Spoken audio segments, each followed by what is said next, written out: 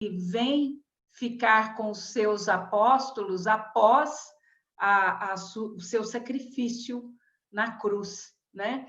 E aí, ao final daqueles 40 dias em que ele esteve ali, ele se impõe, porque ele não pede mais, olha, por favor, pratiquem o que eu ensinei, olha, por favor. Não, ele ordena. Ele fala, agora vocês estão prontos. Então, ide e ensinai, ide e curai, ide e consolai. Né? Então, ele dá uma ordem. Por quê? Porque primeiro ele exemplificou, primeiro ele semeou, ele pôs a semente, ele arou o solo, ele adubou, ele jogou água durante aquele tempo todo em que ele esteve com os discípulos.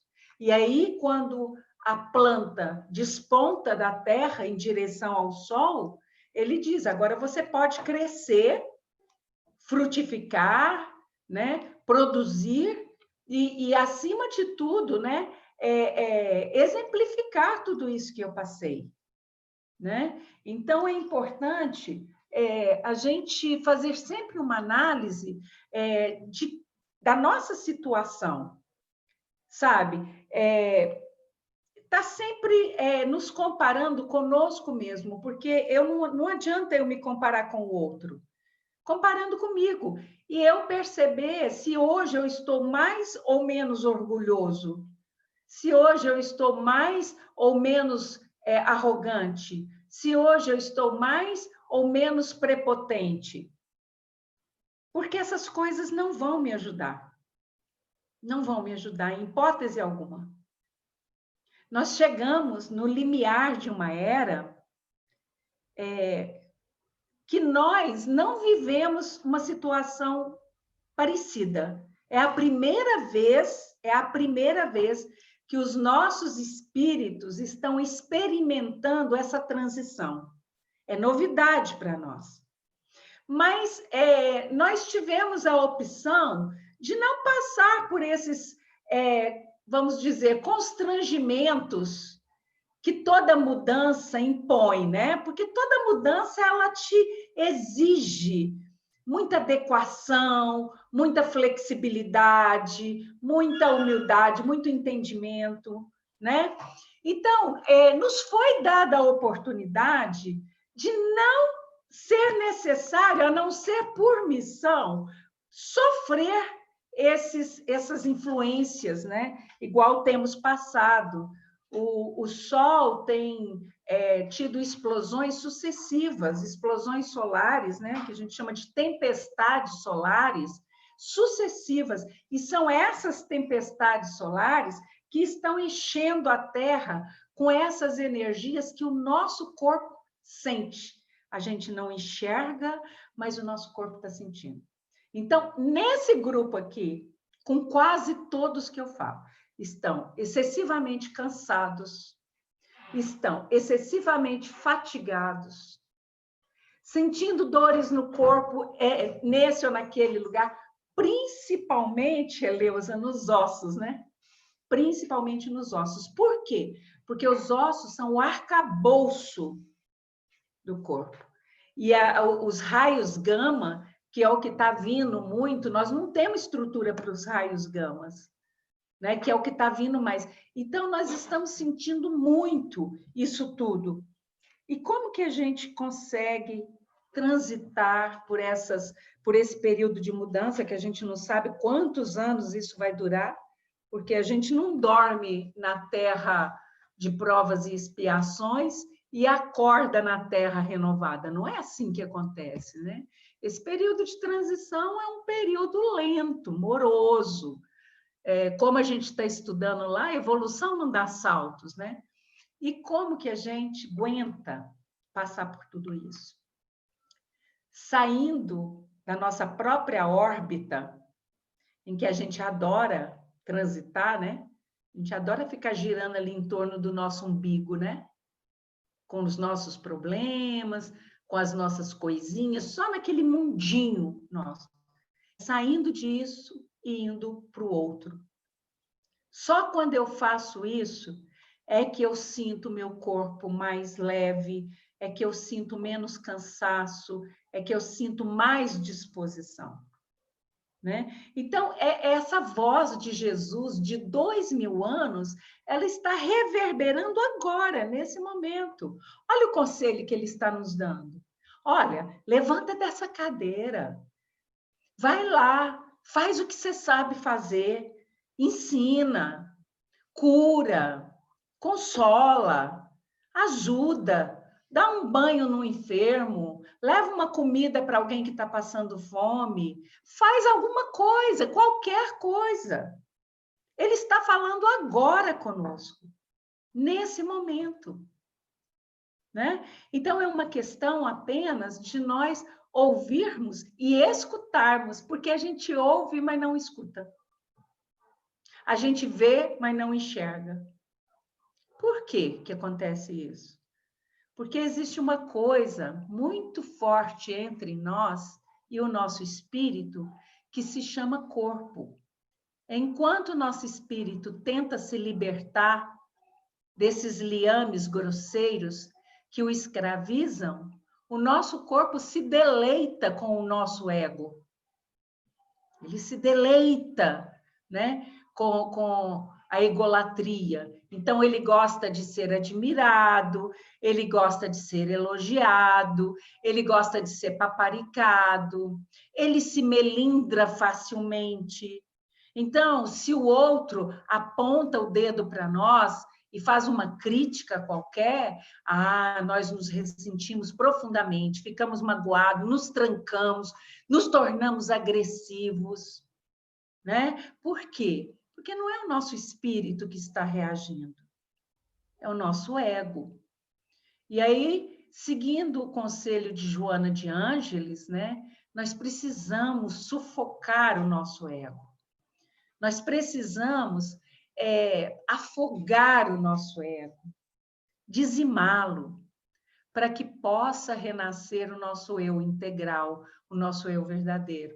Agora, analisem comigo. Matar o ego, sufocar o ego, demanda muita coragem e muita força de vontade.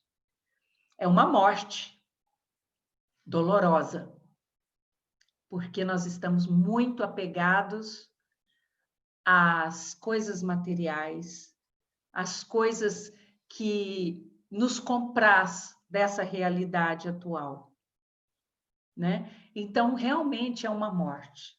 Se desvincular, se desvencilhar, né? É uma morte.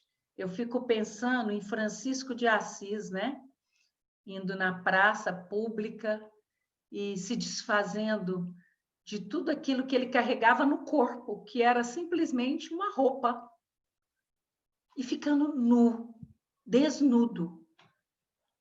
Era uma forma simbólica daquele espírito grandiosíssimo, né? De dizer, eu estou livre das coisas materiais, né? Eu estou despojado das aparências.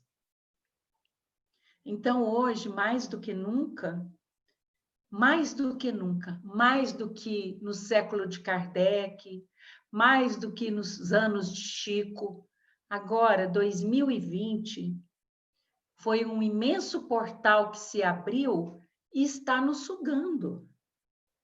Esse portal está nos puxando, nos arrastando para uma nova realidade, uma realidade grandiosa.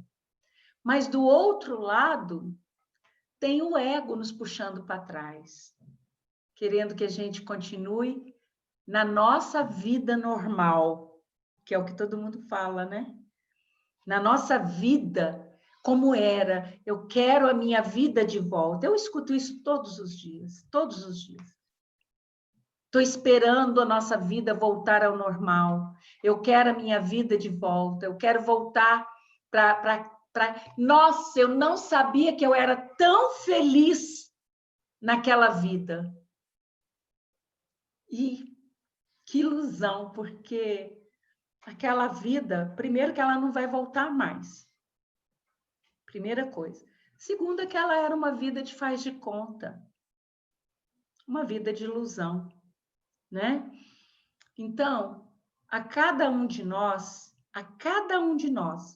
foi nos dada uma habilidade, uma aptidão, um dom. Qualquer um de nós tem essa habilidade ou esse dom. Às vezes, alguém tem habilidade para dar um passe, o outro tem habilidade para ajudar numa sopa, o outro tem habilidade para visitar enfermos, o outro tem habilidade para oração, para orar pelo outro, o outro tem habilidade para fazer trabalhos manuais. Não importa, não importa. Importa que a gente saia do nosso casulo, que a gente vá, porque é essa a ordem de Jesus. Ide. Agora ele não está falando, eis que estou à tua porta, eu estou batendo, eu quero entrar. Não, agora ele fala diferente. Ele aponta a direção e diz, ide. E o que vai acontecer se nós continuarmos na nossa zona de conforto, ali esperando que alguém venha nos pedir socorro, que alguém venha nos, que venha até nós? O que vai acontecer? Nós vamos ser sugados de volta para a nossa vida feliz de antes. Então, todo esse sofrimento que nós estamos passando, toda essa angústia, muitos no grupo estão vivenciando depressão, ansiedade, crise existencial. Quantos aqui não estão passando por isso? Isso é muito positivo se nós soubermos encarar como sendo o bom estresse. O bom estresse. Aquele estresse que nos sacode, mas que nos acorda para a necessidade de reagir. Esse é o bom estresse, né? Então, esse sofrimento, esse constrangimento, toda essa pressão, casais se separando, casais de anos de casamento se separando, pessoas perdendo empregos que eram considerados assim, super estáveis, mudanças totais na vida. E você fala, eu estou desesperado, pelo amor de Deus, o que está acontecendo com a minha vida? Está acontecendo que você está tendo livramento, você não está perdendo um emprego, você não está perdendo um companheiro ou uma companheira, você está sendo livre de algemas que te impedem de crescer, de dar o próximo passo. Então, deixe essas coisas irem tranquilamente, em paz, deixa elas partirem e dê o próximo passo em direção à sua liberdade, à sua paz interior. Né? Porque tudo que nós precisamos daqui para frente é de paz. E é isso que esse grupo aqui tem a finalidade. A finalidade desse grupo é buscar a paz, é estabelecer a paz, é trabalhar pela paz. Então, aqui nós somos uns pelos outros. Aqui a gente pode conversar um com o outro. Se eu não estou bem, eu posso conversar com a Sandra, eu posso chamar o Gustavo, eu posso conversar com qualquer um e desabafar, porque aqui no grupo todos nós somos uma única e mesma família. Lembrando as palavras de Jesus, que Deus jamais separa almas afinizadas, né? Todos que estão reunidos sob a mesma égide, que é a égide do seu evangelho, são uma e só família, né? Então, vamos nos ajudar uns aos outros para que a gente possa estabelecer, né, diretrizes que nos ajudem a dar o próximo passo com mais tranquilidade em nossos corações, né? E é com essa certeza que nós convidamos Jesus para estar aqui conosco, para nos abençoar, para nos orientar, juntamente com Maria Santíssima, que é a patronesse desse grupo. Nós convidamos Jesus a nos dar as mais puras e elevadas orientações em forma de intuição, para que dos nossos lábios possam sair somente aqueles ensinamentos que vão de encontro aos corações e que serão de utilidade prática em seu dia a dia. Agradecemos o convívio, a intimidade e a presença constante desse colegiado espiritual que não nos abandona em momento algum. Em especial, agradecemos ao comandante Ascan, agradecemos ao nosso querido irmãozinho, ao nosso carinhoso Hans, agradecemos ao nosso amoroso e disciplinador Demétrios, agradecemos à maternal e carinhosa vovó Rita Baiana e vovó Ana, agradecemos à nossa queridíssima inspiradora Maria Modesto Cravo, agradecemos à criança Mariazinha e agradecemos também, com muito amor no coração, ao nosso querido Dr. Bezerra de Menezes, que, a pedido da própria Maria de Nazaré, tem acorrido, junto com a sua equipe, e atendido a todos desse grupo em suas necessidades físicas e em suas enfermidades espirituais. Agradecemos a Jesus, sobretudo, por este encontro fraterno. Sê conosco, amado Mestre, hoje, agora e sempre. Que assim seja, graças a Deus.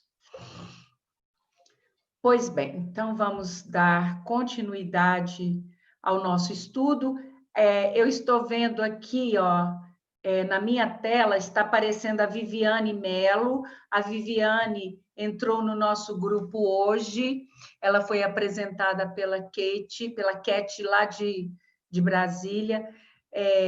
Seja muito bem-vinda, viu, Viviane? Muito bem-vinda. Sinta-se em casa. Obrigada. Aqui nós somos todos amigos, não tem motivo nenhum para ficar constrangido.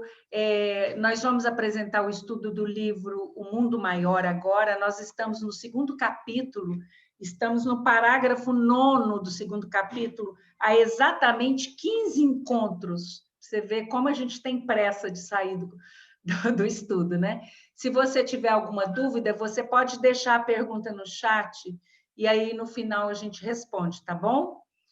Então, vamos lá, gente. Vamos apresentar aqui nossos estudos.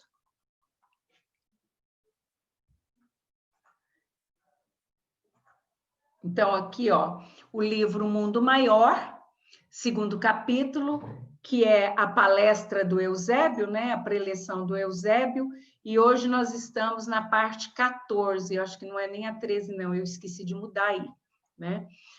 Essa parte, nós estamos falando das almas formadas à luz da razão.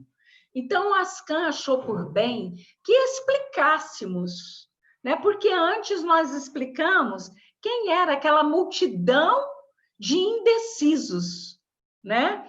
E agora ele quer que nós expliquemos quem são essas almas formadas à luz da razão. Então, no encontro passado, nós já falamos sobre como fomos formados, como foi formado o nosso corpo, como foi formado o corpo humano aqui na Terra, né? Já falamos sobre tudo isso. Para quem quiser ouvir todas as gravações anteriores, a Luísa já disponibilizou na nossa página no YouTube, depois eu coloco novamente o link, tá? Pode clicar lá, aproveita e curte, porque quando tiver 1000 curtidas, nós podemos fazer palestras ao vivo, que é o objetivo do Ascan, para todas as pessoas de qualquer parte do mundo, porque ele tem certeza que o conhecimento, que a sabedoria, que as orientações não devem ficar restritas a um grupo de pessoas. Ele sempre fala assim para mim: vamos jogar palavras ao vento. Essas palavras ao vento são essas redes sociais, então a Luísa é a pessoa que cuida disso para nós. E na semana passada, nós vimos as experiências que foram feitas com as primeiras formas hominídeas, né? Para que se chegasse a um modelo que fosse mais adequado a receber o princípio inteligente já avançado, que no caso aqui seriam os seres que viriam de Capela, né? Então, nós descobrimos que o homem de Neandertal foi uma dessas raças extintas. Por quê? Porque ele tinha muita resistência muscular, ele tinha uma complexão física avantajada, ele era um homem de proporções maiores, né, de caixa óssea mais avantajada que o Homo sapiens, por exemplo, né? Mas ele era mais bestializado, ele não tinha um cérebro que se desenvolveu tanto quanto do Homo sapiens, né? E por mais que se tivesse tentado, com experimentos biológicos, né, melhorar esse homem de Neandertal, ele não evoluiu. Então, quando aqueles seres celestiais que a gente leu lá no capítulo passado, lá em Kardec, na Gênese, né, perceberam que ele não ia avançar rapidamente, como o outro ramo estava avançando, ele simplesmente foi extinto, né? Então, eles passaram a fixar as características próximas, né? No homem, no Homo sapiens, né? Então, aqui está a frase: as hostes do invisível operaram uma definitiva transição no corpo perispiritual pré-existente dos homens primitivos, nas regiões siderais e em certos intervalos de suas reencarnações. Quer dizer o quê? Por que essas operações foram feitas nas regiões siderais?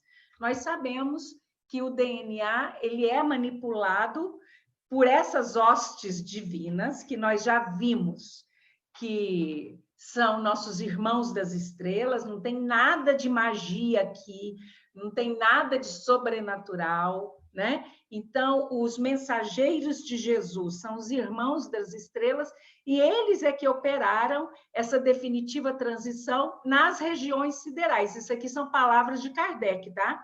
Nas regiões siderais, ou seja, no plano espiritual, como a gente gosta de dizer. E segundo o Ascan, o plano espiritual são as diversas dimensões que se sobrepõem com a Terra e que colônia espiritual nada mais são do que planetas habitados, né? Então, só para a gente ver. Aqui tem uma comparação do homem moderno com o homem de Neandertal, né? Em que a gente pode comparar o tamanho da caixa craniana, o tamanho da musculatura, né? E aqui também uma outra comparação, aqui já é o Homo sapiens, e desse ramo de hominídeo que nós recebemos o aprimoramento, né? Então, aqui tem uma pergunta: quando e por que Deus criou a razão? A pergunta aqui que nós estamos trabalhando é a razão. A razão a gente pode entender como princípio inteligente, né? Quando foi que Deus criou esse princípio inteligente, essa razão, essa inteligência? Quando foi que Deus criou o homem, por assim dizer? Então, nós buscamos lá no Livro dos Espíritos a parte intitulada Conhecimento dos Princípios das Coisas, e a questão 17, ela é muito clara. Deus não permite ao homem que tudo lhe seja revelado nesse mundo. Nós não temos... Olha o que Jesus falou. Vocês não têm entendimento das coisas da terra e quer que eu lhes revele as coisas do céu? Isso são palavras de Jesus, estão lá no Evangelho de Mateus. Como que eu posso querer entender o princípio das coisas, quando Deus criou o homem, quando Deus criou o universo? Eu tenho uma noção, mas eu não tenho capacidade ainda, eu não tenho condição ainda de compreender.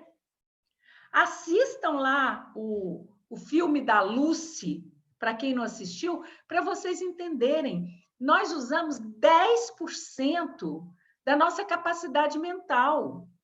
A Lucy chegou em 100%, mas quando ela chegou em 100%, o que aconteceu com ela? Ela se desintegrou. Ela se desintegra, porque aí a mente vira luz. Vira luz. Então, não me é dado conhecer nessa condição em que eu estou presa num corpo físico, né? Outra coisa, Deus não criou todos ao mesmo tempo. Deus está criando ainda, infinitamente, indefinidamente. É como se o Fiat Lux, que criou todo este nosso universo, porque nós já vimos que temos multiversos, estivesse acontecendo nesse exato momento. Então, nós não fomos todos criados ao mesmo tempo. Deus está criando incessantemente. Aí é que a gente sabe que tem diferentes graus de evolução. Por isso que nós achamos, principalmente aqueles que vêm da cultura católica, que os anjos foram criados puros. Por quê? Porque quando a gente chegou aqui, a gente já tinha a ideia dos anjos e arcanjos. Eles já eram puros, eles já eram espíritos puros. Só que eu não posso esquecer que enquanto a Terra tem 4,5 bilhões de anos, o nosso universo, supõe-se que tenha 14. Então tem um intervalo aí muito grande em que espíritos evoluíram, se tornaram puros, se tornaram arcanjos, se tornaram cristos. Ou vocês acham que o nosso Cristo, Yoshua, ou Jesus, ele já foi criado Cristo? Não. Deus criou todos da mesma forma, né? Então aqui, ó, eu colei do João, né? O dia que ele nos deu aula sobre a criação da razão. Eu estou trabalhando com a criação da razão. E ele deu aula sobre a criação do fluido cósmico universal, né? Então, aqui à esquerda, eu tenho a fonte criadora, a causa primária de todas as coisas. Então, Deus sopra, Deus emana o fogo primitivo ou o verbo, né? O Fiat Lux. O que é o Fiat Lux? A primeira luz, o fogo primitivo, a sua vontade. Ele emana a sua vontade. E como que foi essa sua vontade, né? A sua vontade manifestou-se na criação de elementos muito pequenininhos, que não são possíveis de serem vistos a olho nu, né? A menor partícula que nós temos conhecimento, quer dizer, dentro dela tem uma partícula menor que é o seu núcleo, e dentro do seu núcleo tem uma partícula menor que é o quark ou o gluon. O quark é pelos prótons e o gluon pelos nêutrons. Então, ele criou o átomo. Todo o universo, o verbo se fez em forma de átomos. Esse foi o número 1. É a unidade. E qual que é o número 2? A gestação. O período de gerar, de criar, de formar. Então, o número 2 foi quando um átomo se uniu a outro átomo e formou a molécula.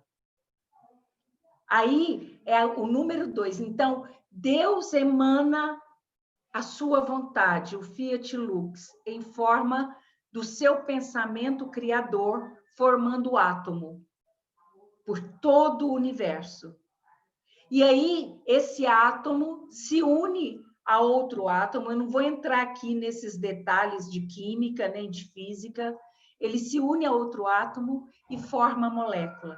E a molécula se une uma a outra e forma o quê? A matéria. Essa matéria aqui tá? É o que começou a gerar as galáxias, as nebulosas, os planetas, os sóis e tudo que existe no universo, né? E dentro do átomo, nós temos o núcleo. Esse núcleo, né, ele é formado por nêutrons e prótons. E dentro desse próton, né, tem uma partícula que é ainda menor. Eu até pus um vídeo aqui um dia da gente subindo para o espaço cósmico e depois a gente descendo até a partícula menor do espaço microcósmico. E aí a gente chega até o quark. E é esse quark que forma o fluido cósmico universal, onde tudo isso está inserido, né? Então, o fluido cósmico universal, ele é matéria. E é essa matéria que forma tudo aquilo que nós conhecemos. Tá certo? Então, quem tiver dúvida disso aqui, conversa com o João Pedro, por favor, que é ele que sabe bem sobre essa criação. Mas, enfim, todos nós fomos criados o quê? Simples e ignorantes. Simples e ignorantes. Tudo no universo, absolutamente tudo, é feito de átomos, inclusive o princípio inteligente. Eu vi, meu amor, eu vi. É meu neto que está aqui, viu, gente? Então, inclusive o princípio inteligente que se desenvolve junto com a matéria. O nosso princípio inteligente, a nossa inteligência, ela é matéria. Por que ela é matéria? Porque ela é formada desse fluido cósmico universal, né? Então, ela é, ao mesmo tempo, o nosso princípio inteligente, ele é, ao mesmo tempo, matéria e ele é, ao mesmo tempo, energia. Porque nós todos aqui, nós somos matéria palpável, mas também nós somos seres energéticos. Se nós pudéssemos ver o nosso corpo do ponto de vista microscópico ou espiritual, nós veríamos que somos formados de átomos, blocos de átomos. E o que é o átomo? Ele é energia. Então, nós somos matéria, porque nós somos palpáveis, tangíveis, mas também nós somos energia, né? Falta entendimento para assimilarmos que somos energia, que somos luzes. Quando vocês estudam os seus chakras, né? Os seus centros de força, vocês não conseguem entender que são esses centros de força que mantêm vocês coesos, o seu corpo coeso. Vocês estudam os chakras ou os centros de força como se fosse algo em que o perispírito se prende, se une, mas vocês não conseguem entender. Esses centros de força, esses chakras, eles são buracos negros. Vamos falar assim. Eles são buracos negros, por onde essa energia primordial entra e sai, e faz com que eles girem absurdamente rápidos. E aí, pelo seu livre-arbítrio, você pode escolher ampliar esse chakra e fazer com que a luz emanada por ele te inunde tudo à sua volta, ou você pode optar por esse chakra chegar a um tamanho minúsculo a ponto de você se tornar um corpo ovoide. Por quê? Ele que te mantém coeso. Quando ele vai recrudescendo, diminuindo, o que acontece com o seu corpo perispiritual, que é a forma de bolo para o seu corpo físico? Ele vai escorrendo, que nem uma pedra de gelo que escorre à luz do sol. Ele perde a forma. Né? Então, você vai ficando embotado num único pensamento, numa única ideia, num único sentimento, e fica ali. Vira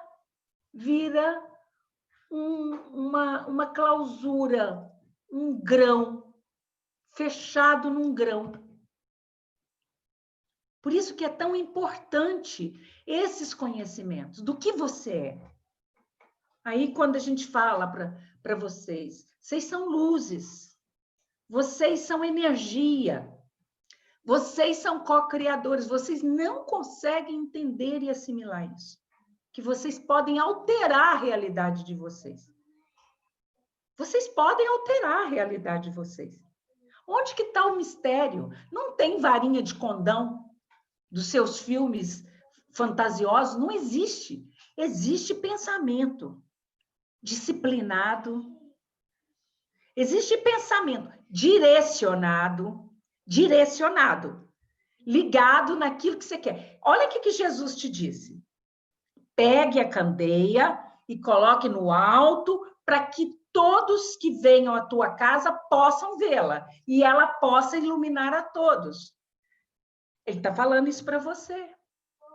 Pega a candeia dos seus objetivos, a candeia daquilo que você quer e coloque no alto, é o seu objetivo, é a sua visão, é para onde você quer ir. Então, por isso que o seu pensamento é co-criador. Olha o seu chakra, um buraco negro, recebendo e enviando energia o tempo todo. Aí você escolhe se você quer ou não, porque você está bem, você está alinhado, você está tranquilo. Aí vem uma prova te experimentando. Aí o que você faz? Você fecha os seus chakras. Você cai, você desmorona. Em vez de você aproveitar aquele momento e falar, opa, é o momento de eu ampliar o meu chakra, de eu mudar essa realidade que não está me agradando. Ela está aí, ela me foi colocada, mas eu posso mudar isso. Eu posso transformar. Não. Você se fecha, você se entrega, você se desespera. Você faz aquela tradicional pergunta para Deus: o que eu fiz para merecer isso? Deus não está te castigando, Ele está te mandando uma oportunidade. Né? Então, todos nós somos feitos de quê? De átomos. Por que vocês não podem me ver? Por que vocês não podem me ver quando eu não estou canalizado? Eu sou energia. Se vocês me olharem com os olhos da energia, com os olhos do seu chakra coronal, vocês poderão me ver. Mas vocês têm um tampão na frente desse olho que sai lá da glândula pineal aqui para cá. Vocês têm um tampão, que é o quê? A crença na realidade. Vocês acreditam demais na realidade física, material, e acreditam pouco na verdadeira realidade, que é o plano invisível. Por que a gente fala plano invisível? É estranho isso, né? Por que a gente fala plano invisível? Eu já expliquei isso aqui uma vez, vou explicar de novo. A maneira como nós vemos o universo, prestem atenção nisso que eu vou falar para vocês. Nós não vemos o universo organizado na forma como vocês veem. Eu já falei isso aqui. Tudo que a gente vê no universo é luz ou sombra. E é isso que nos agrada ou nos entristece. Nós vemos o universo dessa forma aqui, ó. Um oceano de átomos. Um oceano de átomos. Então, vamos falar espíritos. Os espíritos são agrupados em razão das suas aptidões serem mais ou menos parecidas, as suas afinidades. Então, eles são agrupados em determinados, né, lugares do espaço. E a sua realidade, o seu pensamento é que cria esse espaço. Ou vocês acham que a Terra era como ela é hoje? Não era. Os oceanos não eram como são hoje. Os continentes não são como são hoje. Vocês é que criaram essa nova realidade. E agora vocês estão criando uma nova realidade. O seu desmatamento excessivo, né? A sua queima de florestas exacerbada, o aquecimento global. Você está criando uma nova realidade para o formato dessa Terra. Mas eu não vejo a Terra como vocês veem. Eu vejo a Terra como um conglomerado de luzes, mais brilhantes ou mais opacas. E nós nos direcionamos a um ou outro. Então, o pensamento, a razão, ela é formada por organizações e arranjos moleculares. Não se esqueçam disso. Matéria é um agrupamento de moléculas. É um agrupamento de átomos. É isso que é a matéria. Vocês são energia. Saiam dessa condição de que vocês são de carne e osso. Isso é muito limitante. Aí vem, você tem que devolver esse corpo para a Terra, você sofre, porque acabou. Ai, eu sou espírita, eu acredito na vida após a morte. Ai, mas eu estou sofrendo muito de saudade da minha mãe que morreu. Ah, gente, por favor. Sabe? É isso que nós estamos aqui para ensinar. Vocês são energia. Você vai usar 1 milhão de corpos físicos, porque o seu espírito faz uso disso. Ele precisa disso para poder se expressar, para poder se manifestar. E você vai trocando de corpo físico. Isso não é morte. Não sofram por isso, né? Então, nós não sabemos, nem nós outros, sabemos muito pouco sobre a origem dos espíritos, sobre como Deus criou. Quando eu estou falando aqui em espírito, eu estou falando em razão, tá? Eu estou falando em inteligência. Eu não gosto de limitar conceitos. Eu acho que, aí eu concordo com Sócrates, que ele dizia que quando se escreve uma palavra, você prende a ideia naquela palavra. Então, aqui eu estou falando de razão. Não se sabe quase nada sobre os motivos pelos quais Deus criou a razão. Supõe-se que Deus se manifeste em fragmentos de razões. Então, você é um fragmento da razão divina. Né? E é por isso, talvez, que o Cristo tenha dito que todos vocês são deuses, né? Mas lá em Kardec, ele fala que se desconhece a origem e o modo pelo qual a razão é criada, ou os espíritos são criados. Apenas se sabe que eles são criados simples e ignorantes, ou seja, sem ciência, sem conhecimento, mas que eles têm o dom de serem perfectíveis. E todos, sem exceção, têm igual aptidão para adquirirem tudo e para tudo conhecerem. Isso aqui são vocês.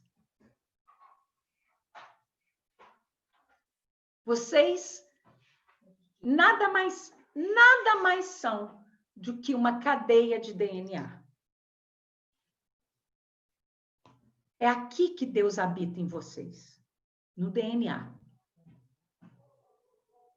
Deus está ali presente.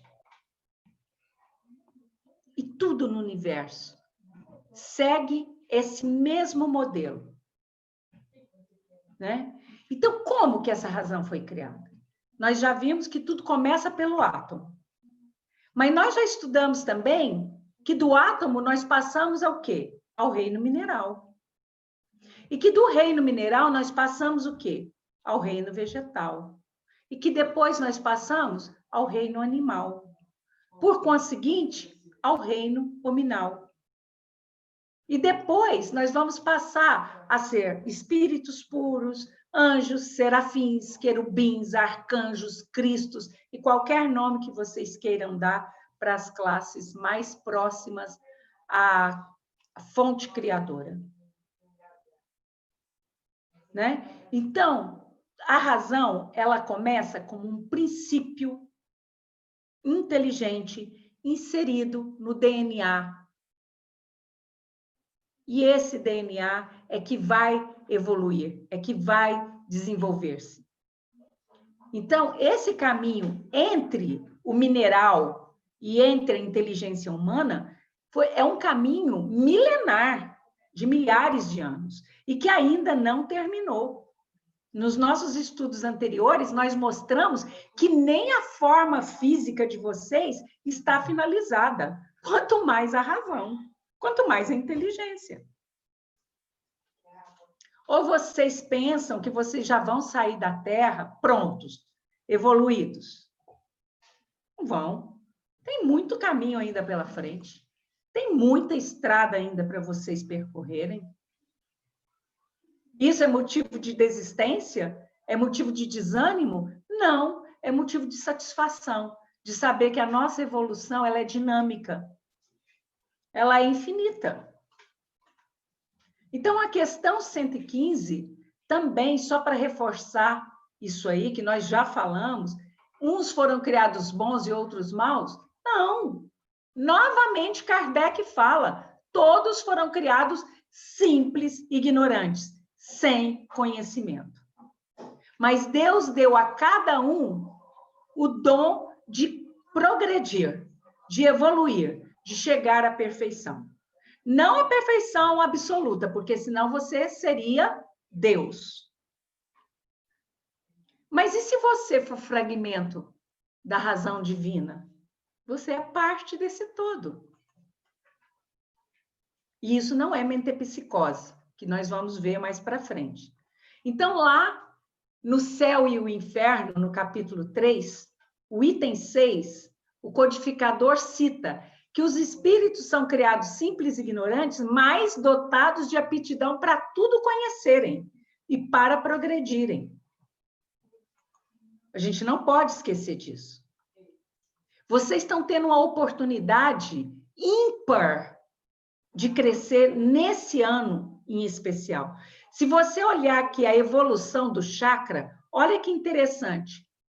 No início, quando você saiu do reino vegetal, quando Deus te colocou o seu princípio inteligente no hominídeo, qual era o chakra em destaque em você?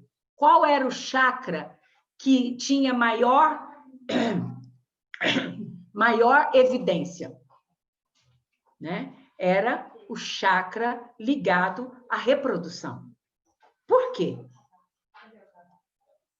Lembram-se daquele nosso estudo que nós mostramos a bifurcação dos primatas num grupo testemunha, num grupo de experimento, e no outro grupo, que foi o grupo que foi implantado, né, o DNA lá de Capela, apropriado, né? Então, o que aconteceu? Os macacos continuaram produzindo macacos. E o grupo de experimento, o grupo de experimentação, eles continuaram produzindo seres mais aperfeiçoados. Então, no começo era só o chakra básico. E depois o chakra básico e o genérico. Depois o básico, o genésico e o plexo solar. Então, toda essa parte aqui da sua evolução, você era guiado pelos instintos. Você não tinha um crânio devidamente desenvolvido. A sua razão gerava em torno da força física, da força bruta, do instinto, da sobrevivência. até que você começa a desenvolver o chakra cardíaco e depois os demais chakras superiores. E aí vai chegar um momento em que esses chakras serão tão evoluídos que vocês serão simplesmente luzes e que não terão sequer a forma do perispírito, que também é limitante. E se você é luz, e se a fonte criadora é luz, você e a fonte criadora, supõe-se que seja uma e mesma coisa, porque não existe dois tipos de luz. A luz é a luz. E ponto, final. Luz é luz. Se Deus é luz, e se você chegar à condição de ser luz, você e Deus são uma e mesma coisa. Parece heresia isso que eu estou falando, mas não é. Heresia é vocês não acreditarem em quem vocês são, não saberem quem vocês são. Isso é que é heresia. Então, essa expressão sem conhecimento aqui, né, utilizada pelos espíritos lá na codificação, ela quer dizer o quê? Que é sem conhecimentos, ou seja, não tem consciência do bem e do mal. Ainda não tem consciência do bem e do mal. Na fase em que vocês estão, vocês diriam que vocês estão nessa fase de serem simples ignorantes? Não, né? Ninguém aqui pode alegar desconhecimento. Não pode. Porque tem 2000 anos que o Cristo veio exatamente para tirar esse véu de sobre os seus olhos. Né? E aí? E a razão? A individualização do princípio inteligente. Como é que isso se dá? Nós já sabemos que lá no reino mineral vai prevalecer a força mecânica, né? Então, o princípio inteligente, ele é separado do princípio material, ele é distinto.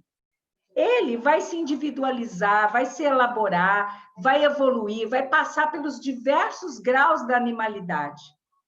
Enquanto isso, a alma está ensaiando para a vida, se desenvolvendo no exercício da matéria, desenvolvendo as suas primeiras faculdades, né? Este é, por assim dizer, né, o período de incubação da razão, né? Então, há uma filiação espiritual do homem para o animal, da mesma forma como há uma filiação corporal do homem para o anjo.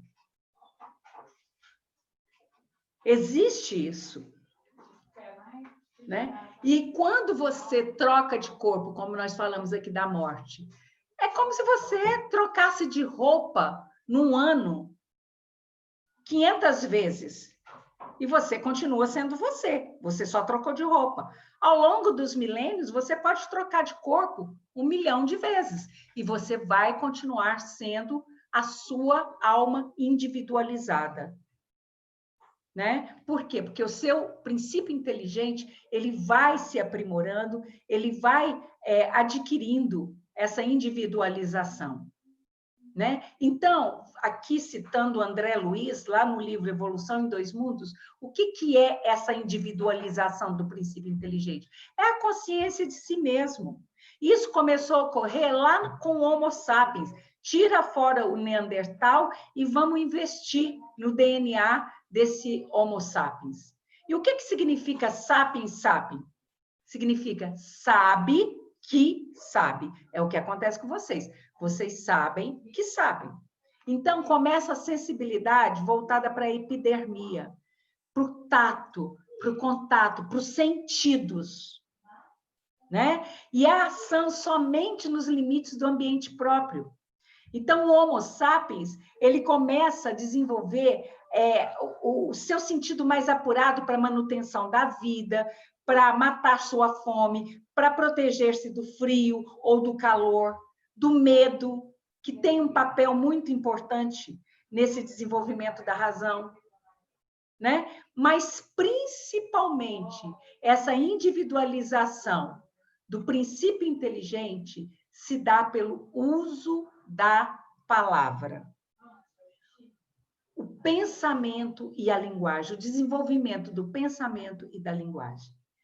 quando o homem começa a expressar-se por sons guturais, e esses sons guturais vão se desenvolvendo até chegar na formação de consoantes e vogais, esse exercício constante da comunicação por sons guturais, né, propiciou imensamente o desenvolvimento mental. Então, a linguagem ajuda no desenvolvimento do pensamento e o pensamento vai estruturando a linguagem. A gente poderia ficar aqui somente nisso aqui por muitas semanas, né? O pensamento e a linguagem. Então, é aqui, né? Nessa estruturação do pensamento e da linguagem, que um oceano de energias sutis, né, vão se formando nas consciências encarnadas, que depois desencarnam, se aprimoram, voltam a encarnar, e vai acontecendo essa mudança. Para quem quiser ver mais, o livro Evolução em Dois Mundos, do Chico, com André Luiz, no capítulo 20, né? Eu acho que nós já estamos próximos de encerrar, né? Mas vamos continuar aqui com o pensamento contínuo. A partir do momento em que eu começo a fazer uso da palavra, que eu começo a organizar essas vogais e consoantes, né? E começo a despender uma energia mental nesse exercício, porque aí há uma troca. Há uma troca.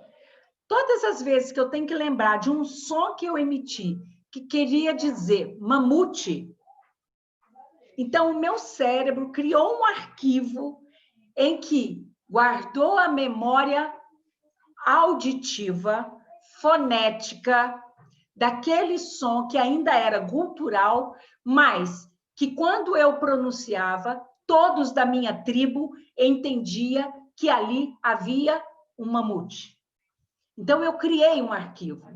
Eu criei um arquivo fonético, eu criei um arquivo que articulava, né, uma memória que articulava as cordas vocais para abrirem e fecharem em determinada largura ou espessura para poder emitir aquele som.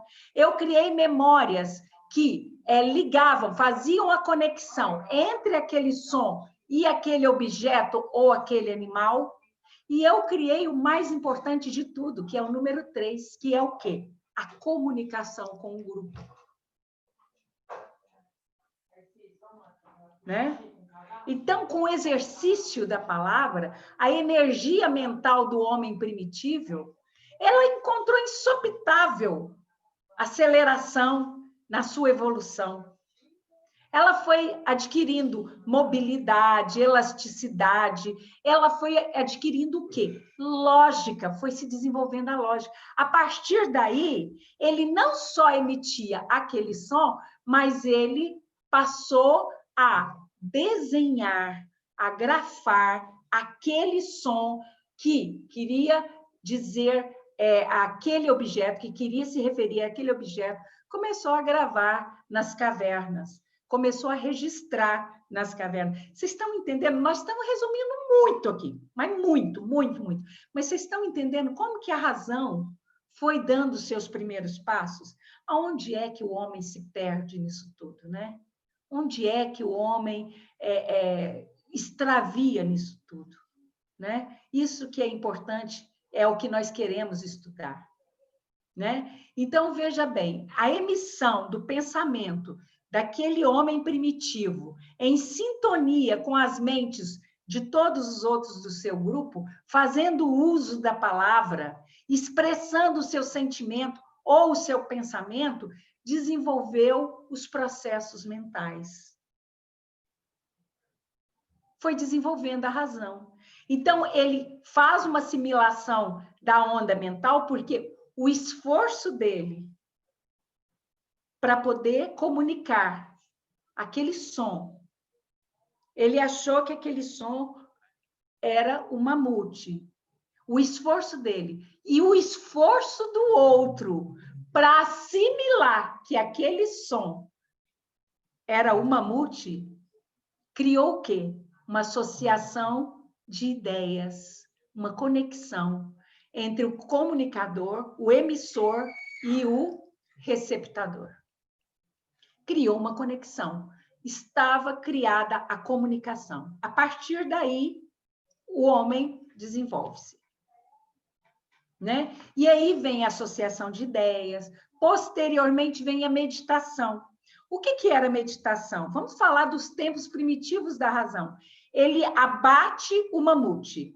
Ele consegue, pela comunicação, criar com o grupo uma estratégia para abater o mamute. Nós vamos apartar o mamute da manada, nós vamos cercar o mamute e nós vamos com a lança no seu pescoço, que é a sua área mais fragilizada. Então, abatemos o mamute. Abateu o mamute, abriu-se o mamute, separaram-se as carnes, enfim, está ali feito. Mas ele começa um processo de meditação. Um dia, ele estava num inverno muito rigoroso e, por acaso, ele deitou-se sobre o couro do mamute. E ele percebeu que aquele couro o aquecia. Então, ele falou, olha, além da carne e além dos ossos, eu tenho o couro que pode me proteger do inverno. Então, ele medita, ele faz uma reflexão. Então, aí está elaborada a razão, estabelecendo vontades, escolhas, desejos. Uma coisa linda, né? E aí ele está condicionado às leis naturais. A lei de livre-arbítrio, a lei de causa e efeito, o ciclo das reencarnações. Então, enquanto a mente está trabalhando o desenvolvimento da razão, está em razão das vontades, das escolhas e dos desejos, ele está submetido a quê? Ao senso moral. Então, eles dividiram a carne. A carne foi para cada membro da família. E aí, num determinado momento, um da tribo resolve levantar na surdina à noite e ir até o outro e abstrair a carne dele. Né? Aí ele começa a entender que aquilo está errado, porque o outro, alguém viu e partiu para cima dele. Então, começa a desenvolver ali a noção de bem e de mal. Surgem os processos mentais com todas as suas características. Bom, eu vou parar por aqui, né? O início da mentossíntese, né? Que é a troca de fluidos mentais multiformes, né? Através das quais cada um emite suas próprias ideias e as suas próprias radiações, a sua própria energia, assimilando também as ideias e as radiações que são emitidas pelo outro, né? Então, nós vamos trabalhar isso de uma maneira mais intensa na próxima semana. Eu espero que vocês não estejam, né, com tanta pressa para a gente passar essa fase, porque nós temos muita coisa para ver em torno da razão. Porque, afinal, é a razão o principal motivo do extravio do homem da luz, da sua fonte criadora, do afastamento do ser humano da sua fonte criadora, né? Então, nós precisamos entender esse processo. Fazer aquela pergunta, quando foi que o homem se afastou da luz? Quando foi que o homem escondeu a sua própria luz? Porque ele escondeu sua própria luz. Ele abafou a sua própria luz, né? Então, nós vamos estudar com André Luiz, vamos ver principalmente no livro Evolução em Dois Mundos, né? Essas transformações da razão, para poder entendermos e reconhecermos em nós outros hoje em que pé está a nossa razão, né? Porque o codificador falou muito na fé raciocinada, né? Na fé raciocinada, mas eu vejo muito poucos praticando a fé raciocinada.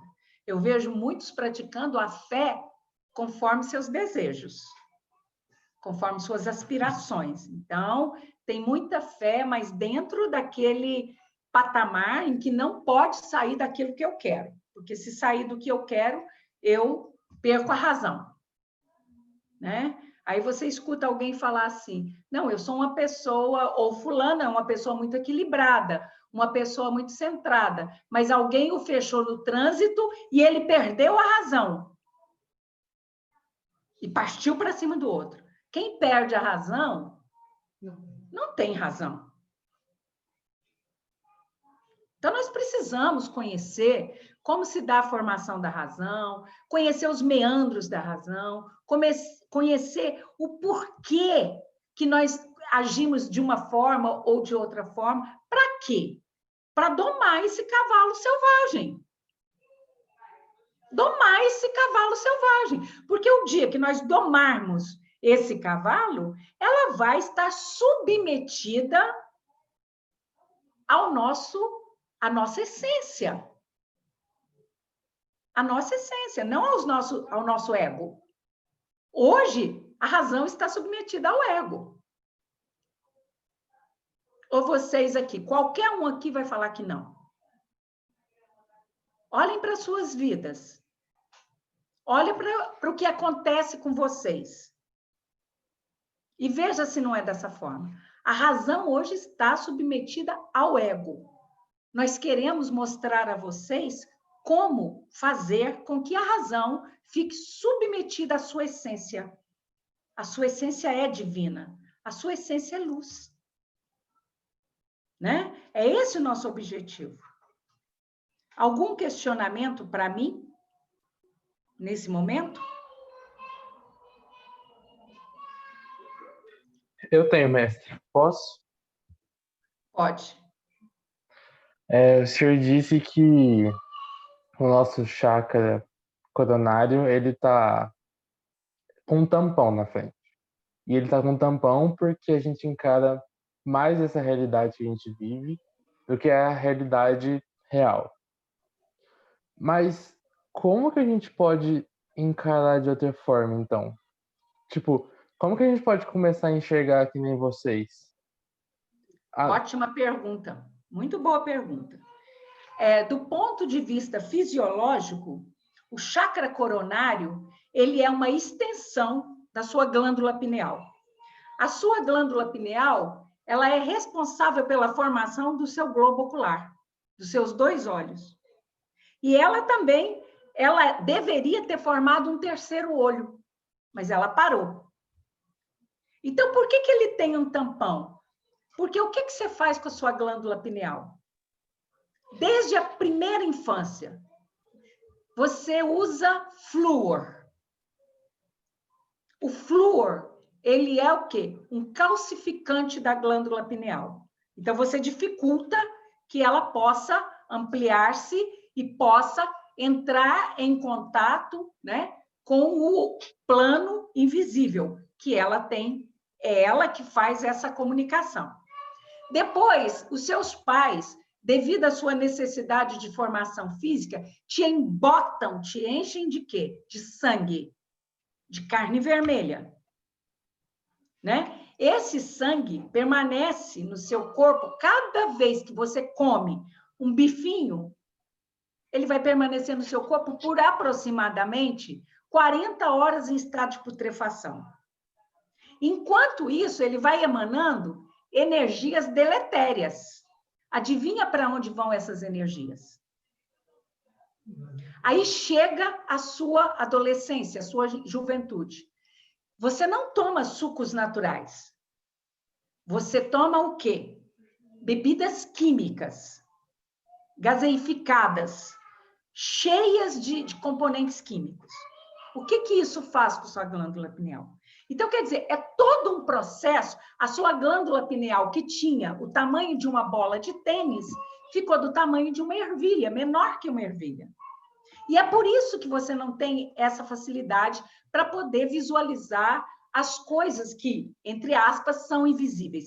Mas hoje existem muitos processos, existem muitos ensinamentos que te ensinam a limpar essa glândula pineal, a torná-la pelo menos mais leve.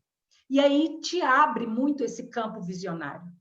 te dá muita condição de enxergar, né? É um processo que não implica somente numa mudança de alimentação, não implica, é uma mudança, é uma mudança completa. Não adianta eu mudar a minha alimentação e continuar com pensamentos sujos, com pensamentos pérfidos. Né? É como o sexo. Eu não quero falar desse assunto aqui, mas o sexo, ele é algo sagrado. E como que vocês encaram o sexo? Quando vocês estão na sua intimidade? Vocês encaram ele de uma forma sagrada? Não. Né? Então, em vez de vocês usarem toda aquela energia promovida pelo organon, que é uma energia criadora, vocês usam toda aquela energia simplesmente para o prazer físico. E isso calcifica a glândula pineal.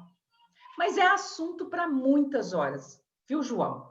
É assunto para muito tempo. Vamos marcar de, no momento futuro, a gente poder chegar numa parte do nosso estudo em que a gente vai falar somente da glândula pineal e dessas possibilidades. Por hora, eu me comprometi a obedecer o horário, porque nós sabemos que estamos sacrificando muito os nossos colaboradores, que são responsáveis por abrir a nossa sala. Então, nós vamos encerrar aqui neste momento o nosso estudo dessa noite. Estaremos juntos, né? Nos próximos encontros, nos próximos estudos, e o que eu puder trazer de esclarecimento é sempre com muito prazer. Agradeço a Yoshua pela oportunidade que nos dá de estarmos entre os irmãos, na qualidade de um amigo e de um companheiro de jornada, que teve uma experiência a mais que vocês, visto que, enquanto vocês estão aqui há 6.000 anos, ou vocês têm 6.000 anos de Terra, eu também estou nesse planeta há 6.000 anos, mas eu tenho milhões no seu tempo de anos, né? Então, eu vivi mais coisa que vocês. Agradeço ao Yoshua a oportunidade de estar aqui, de estar com todos, e envio a vocês todos, nesse momento agora, toda a minha equipe, para que minha equipe possa sondá-los, possa auscultar o psiquismo de cada um de vocês, trazer o bem-estar físico e espiritual, trazer a serenidade, o restabelecimento das forças físicas e a alteração molecular das águas que estão dispostas próximas a vocês, no sentido de transformá-las no mais puro medicamento. Agradeço a consciência cósmica feminina, a qual vocês chamam de Maria de Nazaré, pela oportunidade de estar aqui entre eles e entre vocês.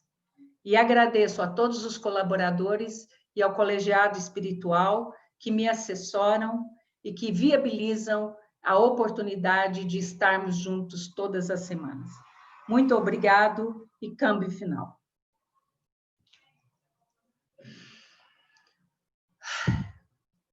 Então, muito obrigado a todos vocês. Graças a Deus, encerramos mais um estudo na noite.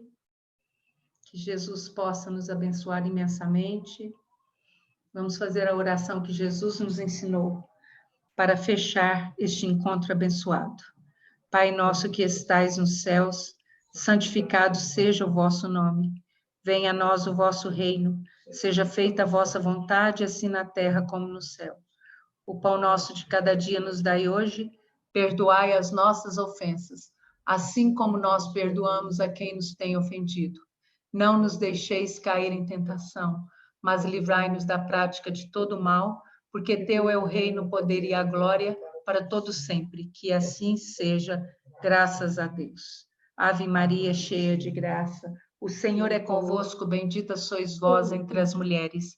Bendito é o fruto do vosso ventre, Jesus. Santa Maria, Mãe de Jesus, rogai por nós, os pecadores, agora e na hora de nossa morte. Amém. Então, muito obrigado a todos vocês, que Jesus abençoe-os, que vocês possam ter uma noite tranquila, serena, com bons sonhos, né? E que os corpos de vocês possam estar mais aliviados dessa pressão e dessa dessas coisas que nós todos estamos sentindo, né? Porque todos nós estamos passando por essas mudanças. E até domingo, se Deus quiser, né? Se Deus quiser, estaremos juntos no domingo. Então, um beijo no coração de vocês. Geneilson, eu estou com tanta saudade de você, Geneilson. Em breve estaremos em Brasília, se Deus quiser. Estamos sim. Eu vou lá. A gente marca de vocês irem lá em casa, tá? Então, Tá um bom. grande abraço para vocês e até domingo, se Deus quiser. Se Deus quiser. Obrigada. Até domingo. Com Deus. E com Deus também.